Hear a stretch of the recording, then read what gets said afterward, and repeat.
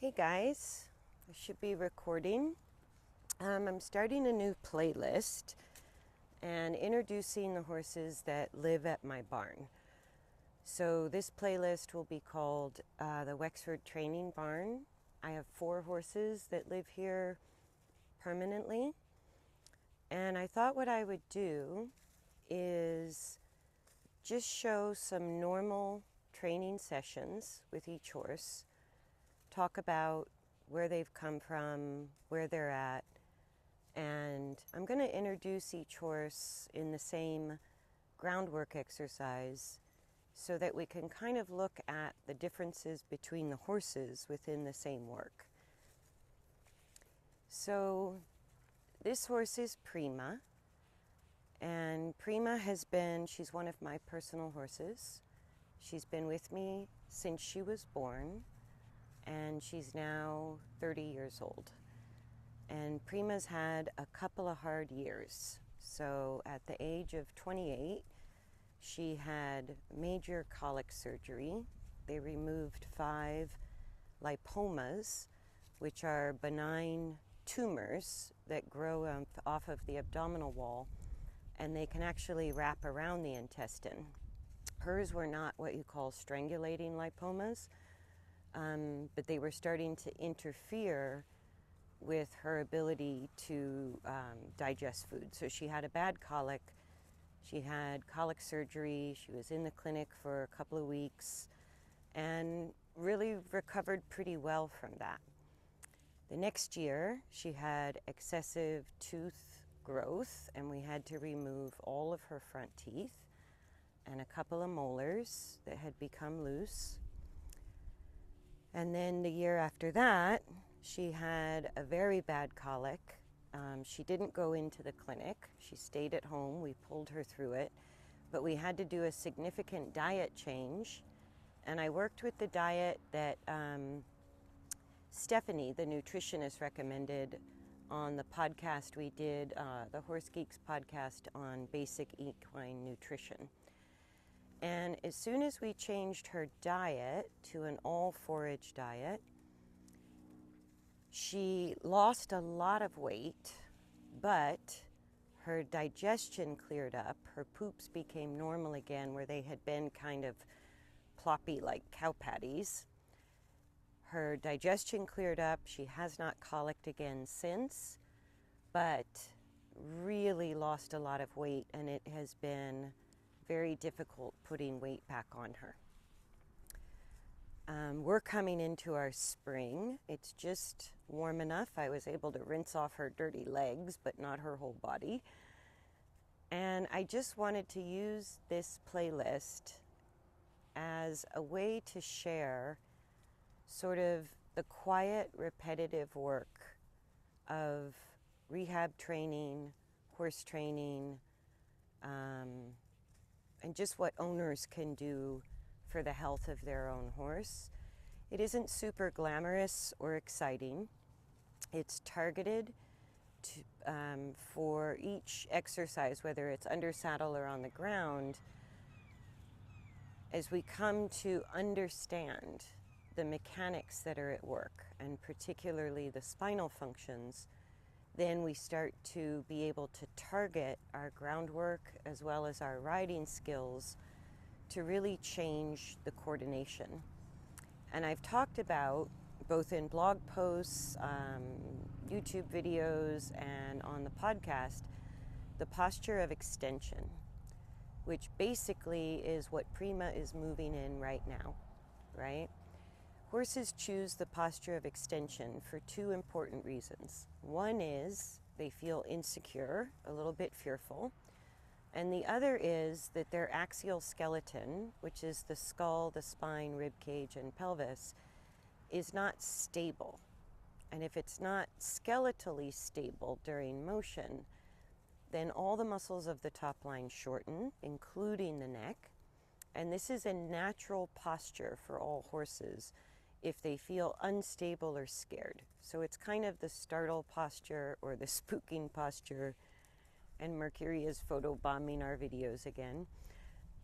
And And so Prima, having a couple of really difficult health issues in the past 2 years, almost nonstop, she's now having to work and regain her balance and re-muscle her body. So her little pot belly shows me that she's finally putting some weight back on. But her top line is angular, her muscles are tight, her ribs are still showing. So it's a work in progress. And right now, because she has been not quite herself, this mare was a pretty bold mare, didn't spook at anything, very confident. But with her body and her health compromised, she's suddenly become a little bit more alert, like on windy days or with things going on. She often now starts in that posture of extension. And going to the right is also her harder direction for her balance. So this is pretty much what Prima's able to do work-wise without overtaxing her body and gaining the maximum benefit of the time we're working. So the little fleece on her halter is because the movement of the halter and the long reins can sometimes rub the hair on the nose or the hind legs. And her winter coat being long, she has a little bit of rubbing on the hind legs, but it hasn't irritated the skin. It's just sort of taken off the extra long hair. So I worked her, before I started the video, about 15 minutes to the right, because she came out very high-headed, very distracted, really worried about what was going on with the neighbors. And so the long reins are fairly loose, and I'm just guiding her. My stationary position in the middle, and this inside rein, the black part, is sort of my radius for the circle. And when I can keep her on a small circle like this, if she's slow but not halting and not losing forward, then this size circle is going to help her find better hindquarter engagement, while I work with the long reins to stabilize the rotation or the twisting, rolling of the hindquarters and back while she's on the circle. And we're at about the 20-minute mark on this direction. And I'm going to do just another about 10 minutes this way. And you can see it's taken her this long to start to calm the energy. She's not so hyper alert to her environment. And start to find some length through her neck. So what the long reins are doing for her is, when they drop the back in the posture of extension, it causes the barrel to roll side to side with what's called hyperrotation. And if you look at the hindquarters right now, you can see they sort of tilt side to side while she's walking away from the camera. Right? So she shortens her neck. She's got excessive weight on her front legs. And if you drew a line from the pole to the tail head, it's sort of U-shaped, upside down. So that's the spine pushing downward in what's called longitudinal extension. It's also called spinal extension. It's also called dorsiflexion, if we give it the technical term. But what it basically means is her cervical, thoracolumbar spine are all in more of a downward direction than what's ideal, which is the upward direction, flexing the spine or lifting the back.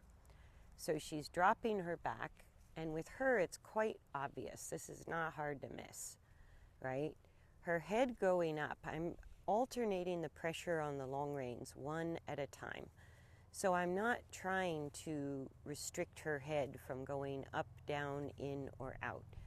What I'm really doing is gently pulling the hindquarters towards me if she puts slack on this inside rein, and helping the hindquarters stabilize a little bit, which then moves up through the back, the thoracolumbar spine and rib cage.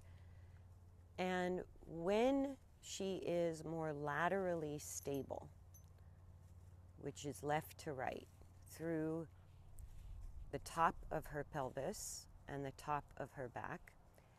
She's going to start to choose to lengthen the neck. And the feel on the reins does not make her do that, nor does it discourage her from doing that. So as long as she's shortening her neck, right, she's not only pushing the back down, but she's trying to disengage the hindquarters, rotating the pelvis backwards too much.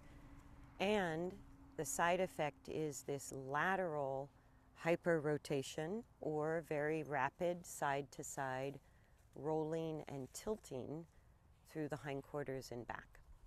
So even though our human eye can't see it very easily, the only time you'll see it on the camera is either side of her tail as she's going away from the camera. Even with the rein support, I'm guiding that pelvis to be more level and more stable, but I'm not making it happen. I'm just resisting through the alternate use of right rein, left rein, right rein, left rein, trying to create a little bit of a corridor for the hindquarters until she can figure out how to stabilize that muscularly and coordinate her own skeleton a little bit differently. So just there, as she shakes her head, lengthened her neck briefly, has a little lick and chew, her eye gets softer, her ears are now less often pricked outside of our work area and more often turning back. Even that little flagging of the tail tells me she's starting to organize herself in a way that she's almost ready to shift out of the posture of extension and lengthen the neck. She may fall into the opposite posture of long and low, or she may just gradually lengthen the neck as the back and hindquarters become more stable skeletally. And as a 30-year-old horse, I work her every day that I can work her, as often as I work all the other horses in the barn, and she works for a full hour. So she's choosing her walk. I let her choose the speed. She's happy to keep going the entire time. She's not stopping or resisting forward or telling me she's tired. And with everything, all of her health issues, it's like she got stuck in this instinctual posture, the posture of extension, that's meant for temporary stability or temporary power for fight and flight, but over the long term is not a healthy, sustainable coordination of the body, right? So it gets into a downward spiral of the more she has to coordinate in the posture of extension, the more unstable she becomes, and then that can create more and more fear because she becomes more unstable. And that sort of downward spiral is what eventually leads to lameness or more extreme behavioral issues. Right now, she's a little distracted. She's telling me she doesn't feel entirely safe and confident. But for her, it's because of the physical instability that sort of just happened in the process of having some major health issues. So our way out of it is not to do nothing. Our way out of it is just like physical therapy for people. We need to retrain the nervous system, retrain the body, and then give it enough time to develop muscular support for a more ideal, healthier posture or coordination in motion.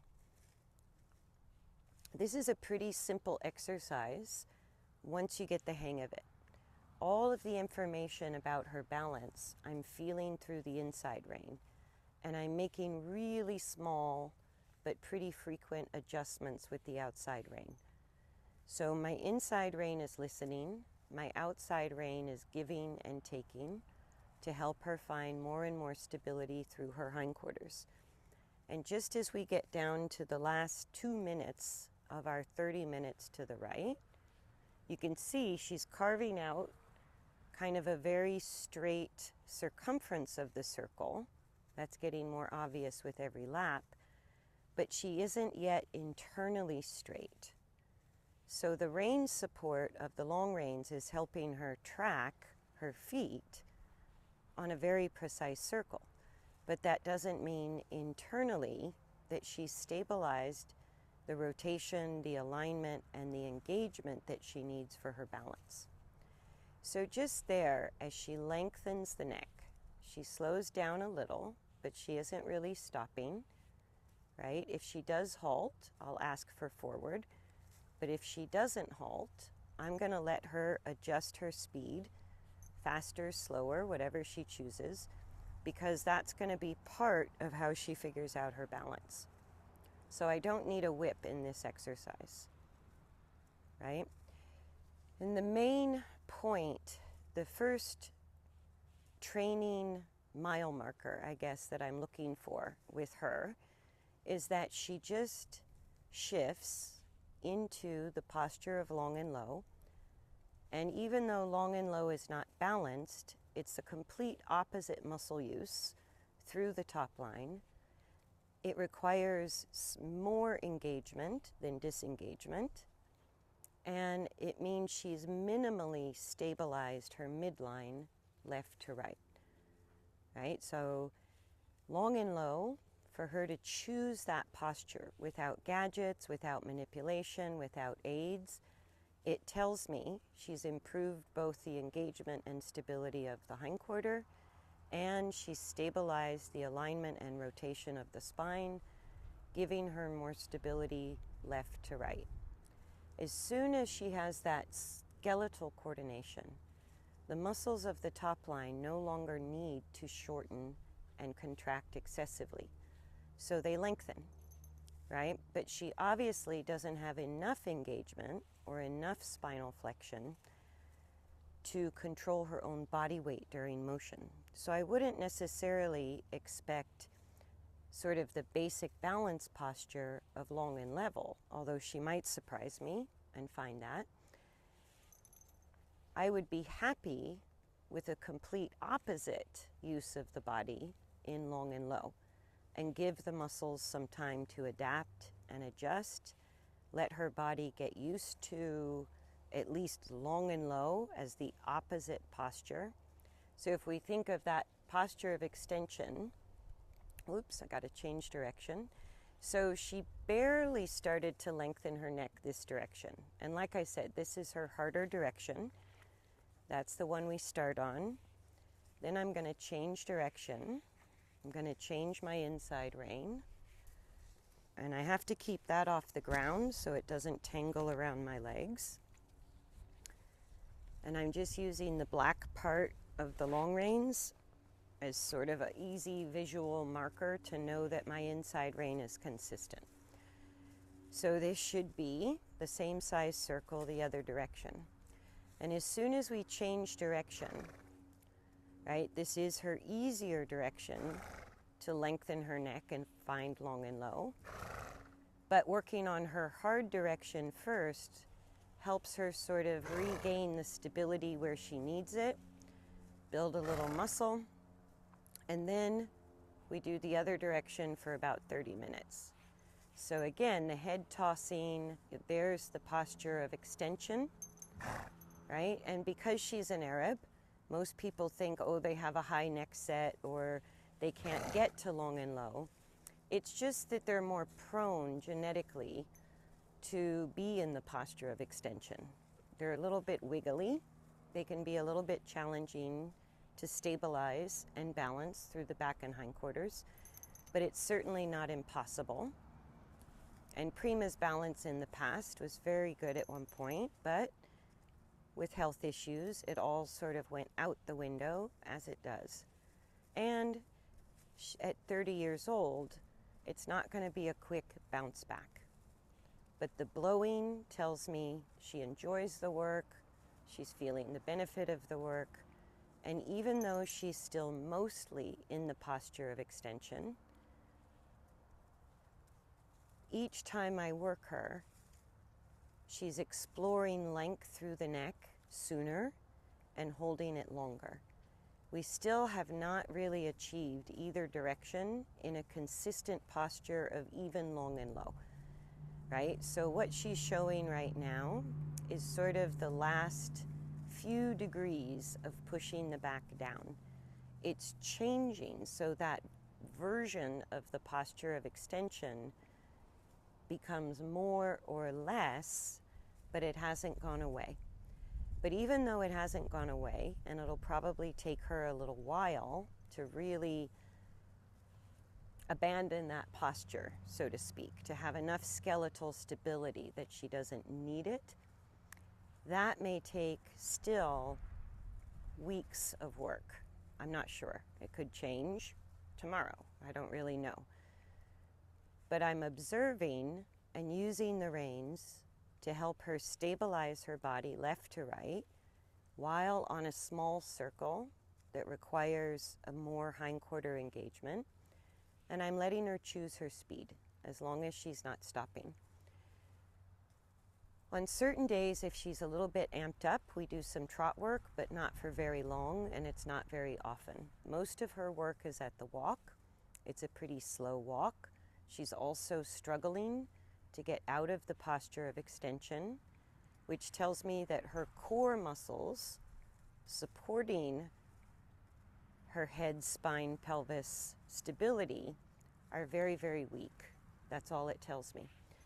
And as we're building up core strength, right, she has to have enough core strength that she can shift into the posture of long and low.